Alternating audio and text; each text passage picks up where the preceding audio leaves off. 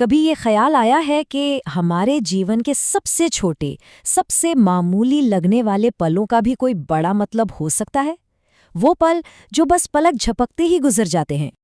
जैसे कि बस एक नज़र, चाहे वो किसी को प्यार से देखी गई हो या फिर नफरत से। या फिर वो एक पल की खामोशी, जब शायद हमें बोलना चाहिए था पर हम चुप रह गए। तो सवाल यही उठता है कि क्या ये पल, ये छोटी छोटी बातें बस हवा में गायब हो जाती हैं, या फिर इनकी भी अपनी एक कहानी है, अपनी एक यात्रा है? तो चलिए इस सवाल की गहराई में उतरते हैं।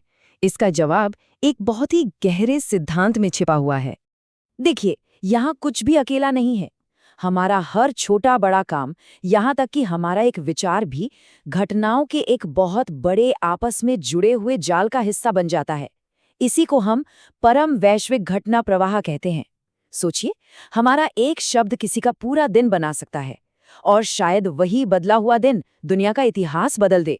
चलिए अब आगे बढ़ते हैं और देखते हैं कि ये सब काम कैसे करता है। इस अदृश्य प्रवाह को समझने के लिए एक बहुत ही कमाल का उदाहरण है जो इसे एकदम आसान बना देता है। कल्पना कीजिए कि हम जिंदगी के रास्ते पर चल रहे हैं और लगातार अपने कर्मों के तीर छोड़ रहे हैं। पर ये कोई साधारण तीर नहीं है, ये बूमरैंग की तरह हैं, जिन्हें फेंकने के बाद ये तय है कि वो घूमकर वापस वहीं आएंगे जहां से चले थे। तो मतलब सीधा सा है, जैसा भेजेंगे बिल्कुल वैसा ही पाएंगे। अगर करुणा और प्रेम के तीर छोड़े तो वो शांति और सुकून बनकर लौटेंगे, और अगर नफरत और धोखे के तीर छोड़े तो वो दर्द और पीड़ा बनकर वापस आएंगे। हो सकता है तुरंत, या हो सकता है कुछ सालों बाद। अब जरा बाहरी दुनिया से ध्यान हटाकर उस असली युद्ध क्षेत्र पर चलते हैं, जहां ये सारे कर्म असल में गढ़े जाते हैं, यानी हमारे मन के अंदर। महाभारत के वीर अभिमन्यु की तरह ही हम सब हर पल एक चक्रव्यूह में घिरे हुए हैं। असली लड़ाई तो अंदर चल रही है, हर पल, हर सांस के साथ। हो सकता है हम बाहर से मुस्कुरा रहे हों पर अंदर से टूट रहे हों, या हम एकदम शांत दिख रहे हों पर हमारे मन में एक तूफान चल रहा हो। हमारे अंदर ये 6 बड़े दुश्मन बैठे हैं: इच्छा, क्रोध, लोभ, अहंकार और ईर्ष्या। और इन्हीं के सामने खड़े हैं हमारे सबसे बड़े दोस्त, हमारे सद्गुण, विवेक, धैर्य, संतोष, विनम्रता और आनंद। यही वो अदृश्य युद्ध है जो हमारे भीतर हर पल लड़ा जा रहा है। अच्छा, इस अंदरूनी उठापटक को समझने का एक बहुत ही मॉडर्न तरीका है। जरा सोचिए कि आपके अंदर एक स्टॉक मार्केट है, एक नैतिक सूचकांक जो हर पल, हर सेकंड बदल रहा है। जैसे ही किसी मुश्किल घड़ी में आपने सच का साथ दिया, आपका ये नैतिक सेंसेक्स ऊपर चला गया। लेकिन अगले ही पल मन में किसी के लिए ईर्ष्या आ गई, और ये सेंसेक्स धड़ाम से नीचे। फिर अचानक आपको बहुत गुस्सा आया, पर आपने उस पर काबू पा लिया और सेंसेक्स फिर से ऊपर चढ़ गया। और फिर आपने एक स्वार्थी फैसला ले लिया, नतीजा गिरावट। ये सेंसेक्स हर पल, हर छोटे बड़े फैसले के साथ ऐसे ही ऊपर नीचे होता रहता है, और हमें इसकी भनक तक नहीं लगती। अब ये सब सुनकर थोड़ा डर लग सकता है ना? लेकिन रुकिए, इस ज्ञान का, इस पूरी समझ का मकसद हमें डराना बिल्कुल नहीं है, बल्कि हमें जगाना है।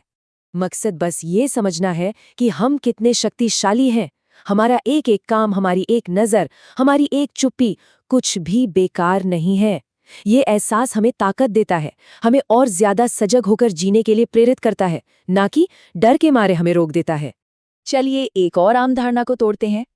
हम अक्सर ये सोचते हैं कि अगर हमने कुछ नहीं किया तो मतलब हमने कोई कर्म ही नहीं किया। पर क्या सच में ऐसा है?